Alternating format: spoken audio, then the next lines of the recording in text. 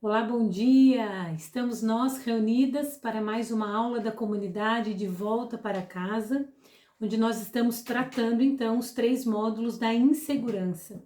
Com muita alegria que eu recebo você que chega, com o coração desejoso em poder ajudá-la, em poder contribuir de alguma maneira ao seu coração, à sua família, e para que juntas então nós possamos trilhar este caminho de santidade, este caminho de uma busca da verdade e este caminho de uma ordem interior, de um conhecimento. Então, seja muito bem-vinda. Se você ainda não assistiu às outras aulas, você pode acessar diretamente o meu canal no YouTube, ou então você pode participar aqui mesmo, acessar aqui mesmo na comunidade de Volta para Casa. Tá joia? Hoje, então, eu estou novamente aqui com vocês para nós falarmos sobre o medo e a ansiedade. Então, nós já tratamos aqui sobre a inferioridade, nós já tratamos sobre a inibição e hoje, então, para finalizar o módulo da insegurança, nós vamos tratar sobre a tão temida ansiedade e o medo. E nós vamos descobrir que o medo não é tão ruim assim quanto parece, né? Então, vamos lá, vamos caminhar. Bora trabalhar, conto com você e vamos juntas, porque o caminho é longo, o percurso a ser tratado aí, pisado, é extenso, mas nós vamos conseguir, nós vamos chegar lá. Força e coragem, vamos adiante e bora lá começar. Então hoje nós vamos tratar sobre o medo e a ansiedade.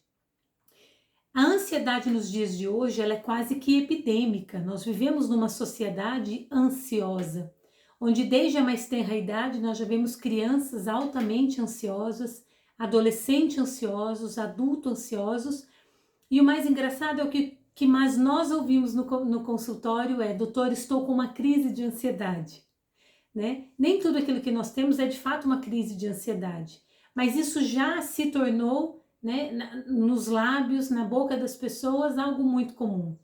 Então, qualquer preocupação excessiva, qualquer medo, qualquer batedeira no peito, já soa-se então um transtorno ali de ansiedade, uma crise de ansiedade. E na realidade não é assim que funciona. Nós temos sim alguns picos de ansiedade, em alguns momentos nós podemos estar mais ansiosos por algum motivo, mas isso é fato. É fato também que algumas pessoas de fato, fiz aqui, né, um pleonasmo, é fato que algumas pessoas sofrem verdadeiramente de um transtorno de ansiedade. E para isso precisa então de um tratamento, de um acompanhamento, enfim, não vamos entrar aqui no mérito da questão. Mas vamos lá. A ansiedade, ela é um medo que nós temos, né? E qual é a ligação verdadeira entre a ansiedade e o medo? Veja bem, o medo, ele é um temor específico de algo que eu tenho. Mas ele é um temor específico de algo que vem de fora para dentro e nunca de dentro para fora. Então, o medo, ele é este algo específico, direcionado, este medo que eu tenho de algo que vem de fora para dentro, né? E que de alguma maneira me afeta, de alguma maneira tem uma afetação sobre o meu biológico, sobre a minha psique, sobre o meu emocional e até mesmo sobre o meu espiritual. Uma vez que o meu biológico e o meu emocional se encontram adoentados, naturalmente eu tenho uma dificuldade então de acessar a minha dimensão espiritual, visto que a minha dimensão espiritual nunca, jamais adoece, tá ok? Então isso precisa ficar bem claro para que nós possamos então ter essa compreensão, tá joia? Mas eu lhe digo que o medo, apesar de todo o seu preâmbulo, apesar de todas as suas características específicas, ele é algo bom. O medo, ele é algo salutar. O medo, ele é algo que promove em nós uma resposta coerente. E isso é muito saudável. Por quê? Veja bem, quando eu estou numa rua, por exemplo, e lá na frente, então, eu vejo um cachorro que me parece ser um pouco perigoso. Aquela cena me gera um medo. Automaticamente, por conta do meu medo, o meu cérebro, então, acionado, né, dispara uma informação para quê? De quê? Dizendo que é preciso fugir, porque ali eu tenho um perigo. Então, o meu organismo é acionado para uma luta e fuga, Percebe? Então, se eu não tivesse o medo, né, eu continuaria caminhando tranquilamente e seria então atacada pelo cachorro. Mas o medo é quem dispara em mim essa consciência de que, opa, preciso parar. De que, opa, tenho um perigo iminente à minha frente. De que, opa, é preciso que eu então fuja. Ou que então eu confronte, eu vá adiante, eu lute. O medo, ele me lança para a luta. O medo, ele me joga em direção à luta. O medo, ele me coloca diretamente no confronto. E isso é muito bom. Isso é salutar. Isso é vida. Isso é viver. Afinal de contas, mulheres, o que é a nossa vida se não enfrentar cotidianamente, quase que minuto a minuto, os nossos medos em benefício dos nossos? Não é mesmo? Fato é que quando eu paro, né, quando eu paro então de confrontar o meu medo, é quando eu começo a me esquivar das minhas responsabilidades enquanto mulher, enquanto mãe, enquanto esposa, enquanto amiga. E o que acontece? Eu me perco dentro de mim mesma. Eu me perco dentro de mim mesma. E aquilo que então, teoricamente, deveria representar a mim um medo, já não representa mais. Porque eu já estou tão relativizada que para mim já não faz tanta diferença assim, né? Para mim independe se tem um cachorro ou se não tem um cachorro, eu vou caminhar do mesmo jeito. Mas é real que o perigo existe, tá ali. Mas então se eu me disponho a enfrentá-lo, ok. Agora eu posso também fazer de conta que tá tudo bem, passar pelo caminho a si mesma e ser atacada. Então o medo, ele é muito bom, ele é muito salutar. O medo, ele é a nosso favor. Ao passo que a ansiedade não. A ansiedade, ela é o oposto do medo. E por quê? Porque quando eu tenho medo de algo objetivo, algo concreto. Quando eu penso em medo, eu penso em algo extremamente concreto, em algo muito objetivo. Porém, quando eu sofro de uma ansiedade, não significa que eu estou ansiosa por causa do cachorro. Normalmente, quando eu tenho então esta ansiedade, o que acontece? Eu tenho uma ansiedade de algo vago, de algo dissipado, de algo que normalmente eu não consigo identificar com tanta clareza. Eu tenho um comportamento ansioso por alguma coisa, mas eu não sei do que. É importante nós frisarmos que nós precisamos transformar o nosso medo em uma energia vital. Por exemplo, quando eu tenho uma entrevista de emprego e aquela entrevista me dá muito medo, porque naquele emprego está, digamos, a salvação financeira da minha casa. Nem gosto dessa palavra, né? Salvação, mas enfim, digamos que ali está a solução dos problemas financeiros. Né? E aquela entrevista me gera um medo muito grande. Veja bem, se eu concentrar, se eu canalizar todo aquele medo que eu sinto e transformá-lo numa energia vital, eu sou então capaz de autotranscender, de ir além e de me sair muitíssimo bem naquela entrevista. Por quê? Porque eu mascarei a minha fraqueza como uma sensação de força? Não, jamais. Mas ao contrário, porque aquele medo para mim foi um movimento mais do que necessário para que então eu agisse, eu fosse para o confronto. E o medo é necessário. Uma coisa que os meus pacientes sempre escutam, e eu sempre vou dizer, e agora que estou abrindo para vocês na comunidade, é um dito popular que diz assim: se ficar o bicho pega, se correr o bicho come, mas ninguém nunca nos disse que se enfrentar o bicho some. Então, o fato é que quando eu enfrento os meus medos, eu os resolvo. Eu descubro que eles não eram tão assombrosos quanto pareciam. E eu redescubro a minha força. Eu redescubro esta minha coragem de lutar, de ir além, de me sobrepor, de transcender as minhas dificuldades. Certo? Então, ok, nós aqui falamos sobre o medo, entendemos um pouco sobre o medo, compreendemos um pouco aquilo que o medo caracteriza em nós e aquilo que o medo faz em nós também como uma face da insegurança, tá joia? Como a gente pode perceber aí, a insegurança tem inúmeras faces e ela vem se mostrando, se revelando aos poucos, né? O medo, ele é o quê? Ele é essa estação, né, da covardia que se instala na minha alma quando eu não ajo. Então, quando eu sinto medo, mas eu não me sinto convocado, eu não respondo a esta convocação da vida a enfrentá-lo, então a covardia se instala na minha alma. E porque se instala na minha alma, eu torno uma pessoa apática, uma pessoa fraca, uma pessoa temerosa, uma pessoa que não consegue enfrentar os seus próprios desafios, ainda que mínimos, ainda que tão pequenos, certo? Então é preciso compreender que a estação da covardia que se instala na alma humana é o quê? Quando eu não respondo às convocações que a vida me faz.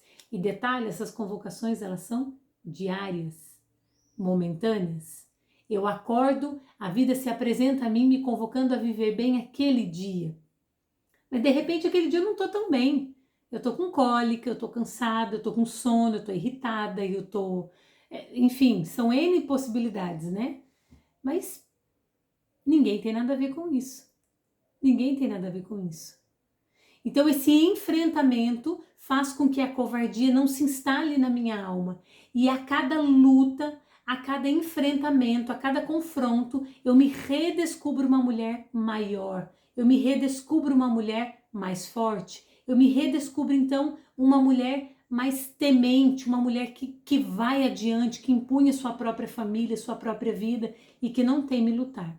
Certo? Então vamos lá, quando a gente pensar em medo, nós temos que fazer uma associação direta com a luta. Medo, luta. Sinto medo, eu preciso partir para o confronto. E eu não posso desanimar. Eu não posso desanimar. Ainda que lá na frente eu perca. Não tem problema, nós vamos recomeçar. Fato é, eu não posso desanimar. E eu não posso permitir que a covardia se instale na minha alma. Eu preciso ser um pouco mais corajosa. Corajosa, essa é a palavra, coragem, certo? Então, compreendendo bem hoje sobre o que é o medo, nós já então aqui falamos um pouco sobre como o medo se instala, como o medo age e o que o medo espera de nós. O medo promove em nós uma reação, a luta, e essa reação ela precisa de fato acontecer. Já se o medo parece algo muito bom e de fato é algo muito bom a nós precisamos então compreender que a ansiedade não é algo tão bom assim. Não posso dizer o mesmo da ansiedade, né? Uma vez que eu digo que o medo, ele é salutar à minha vida, eu compreendo que a ansiedade, ela é um veneno. A ansiedade, ela é uma erva daninha e ela vai me matando e ela vai me sufocando aos poucos. Trata-se também a ansiedade de um temor difuso, de um temor vago, de um temor indefinido. Eu não sei do que eu temo, eu não sei o porquê eu estou ansiosa. Uma frase clássica de um ansioso eu estou angustiada, eu estou com o coração acelerado, mas eu não sei porquê. Não sei porquê.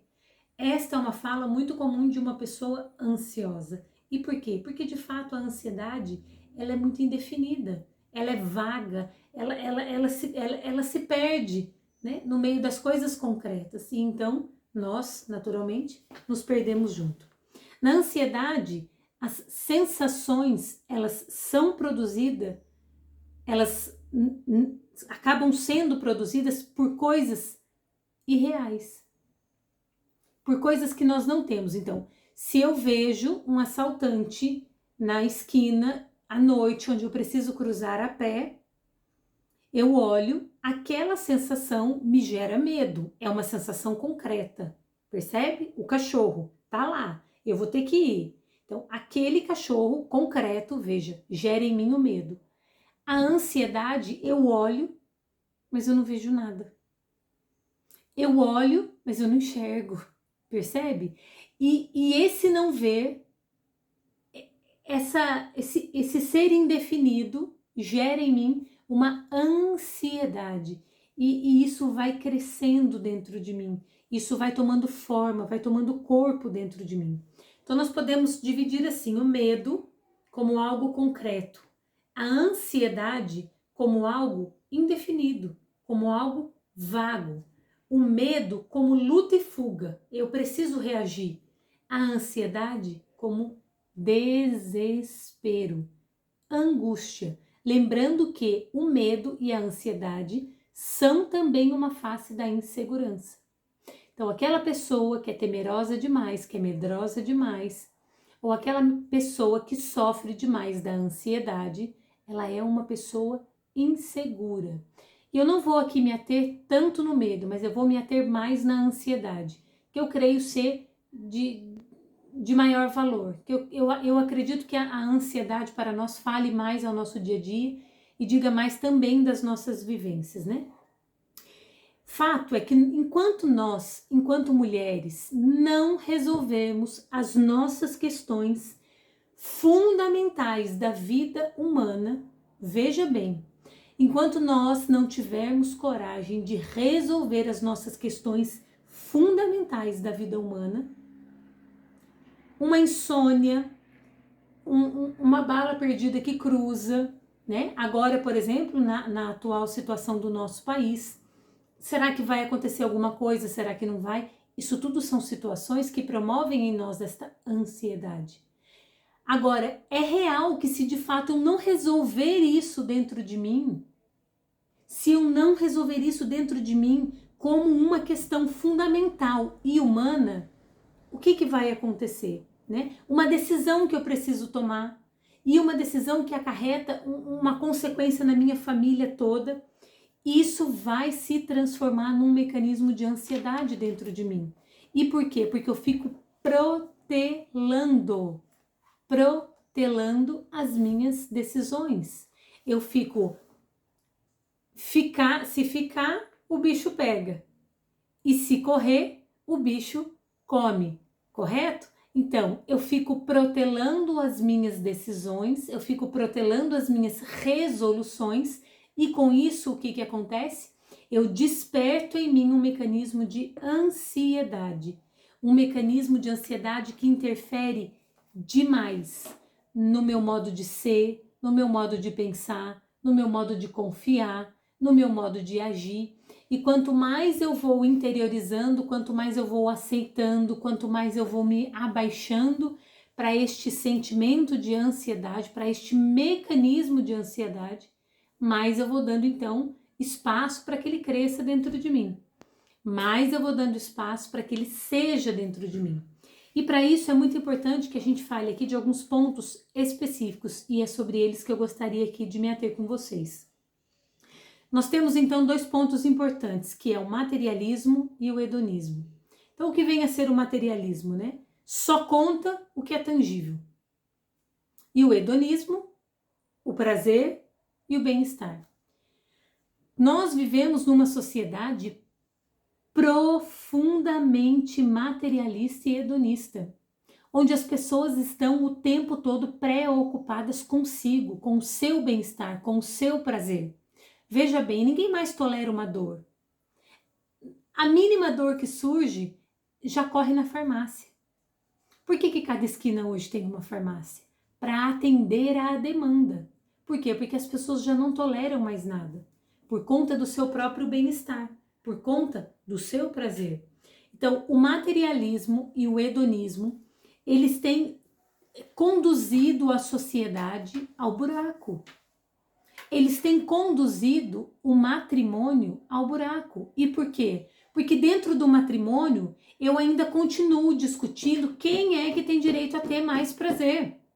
Quem é que tem direito a ter um bem-estar maior? Mas eu já lavei a pia do almoço, agora ele vai lavar a pia da janta. Mas eu isso, mas eu aquilo. E aí você vai vivendo um mundo egoísta, um mundo hedonista, um mundo materialista, e vocês vão perdendo a essência daquilo que é o matrimônio, daquilo que é a amizade, daquilo que são as relações interpessoais, daquilo que são as relações entre pai e filho. E isso é muito triste. Isso tem acontecido demais.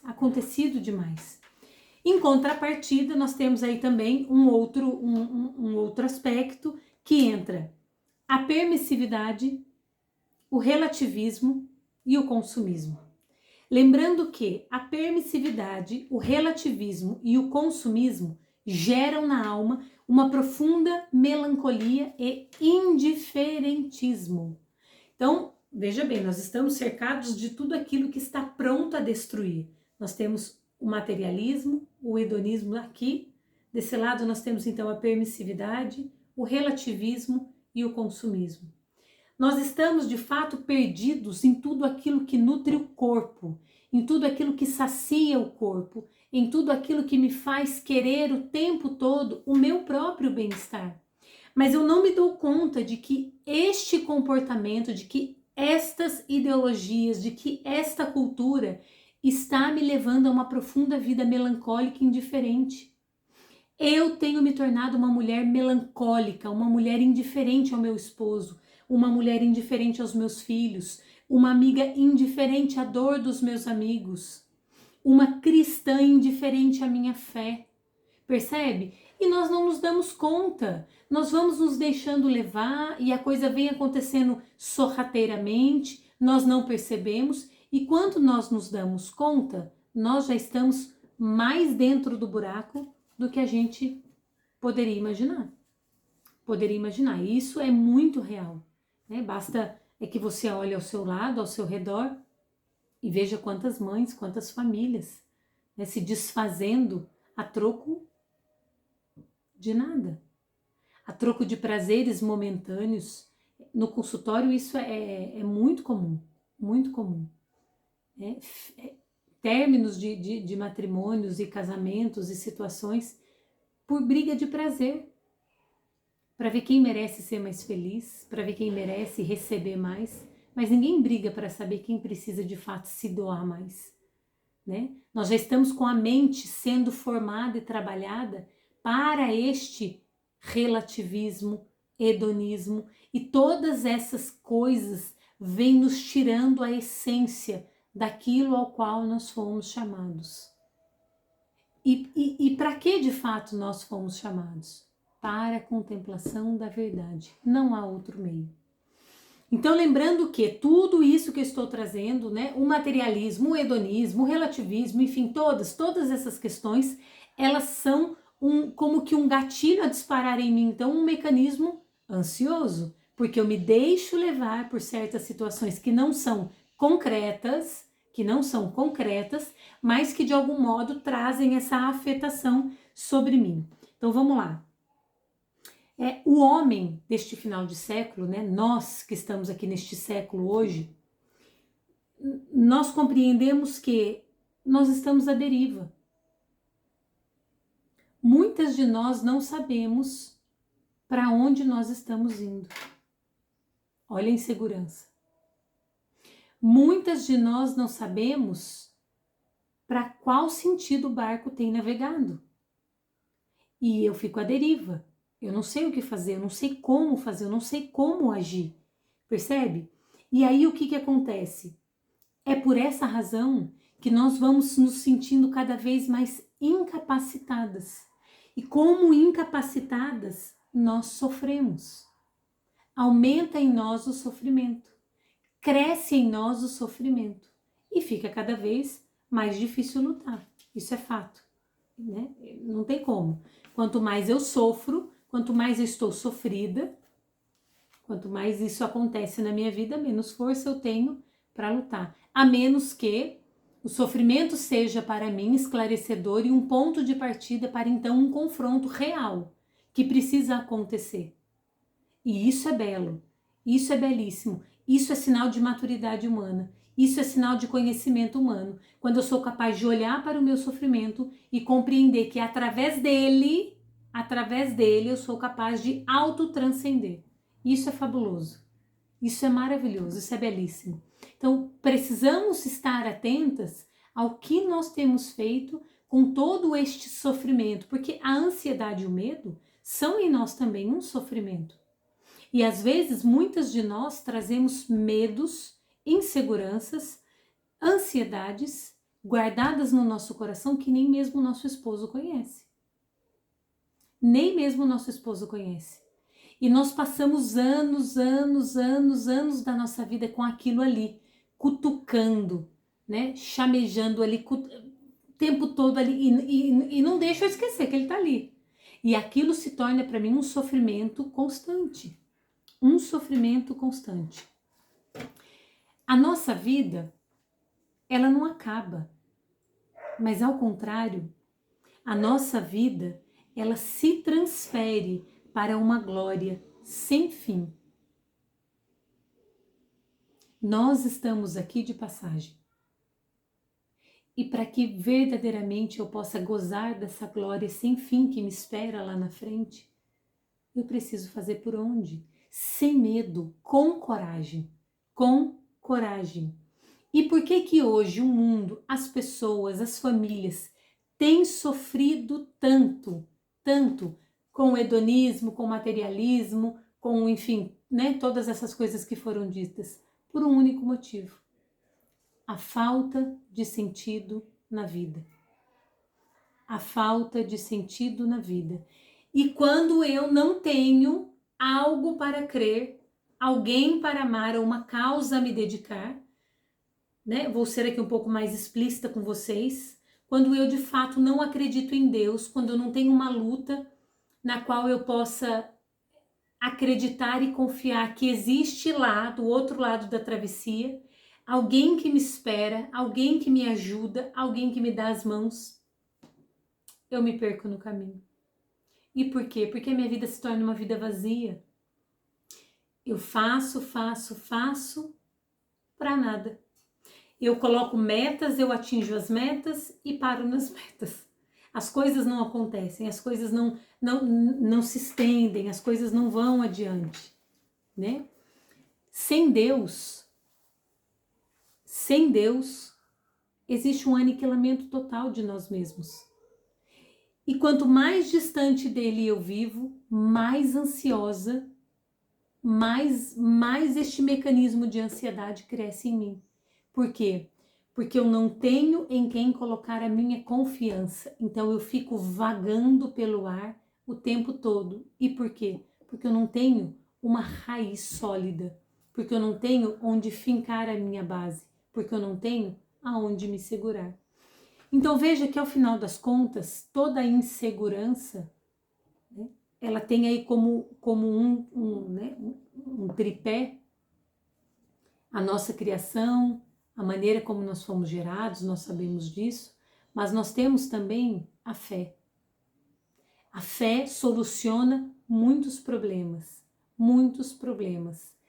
mas muitas de nós não vivemos a fé de modo integral como precisaria ser vivido, porque nos tira do nosso comodismo.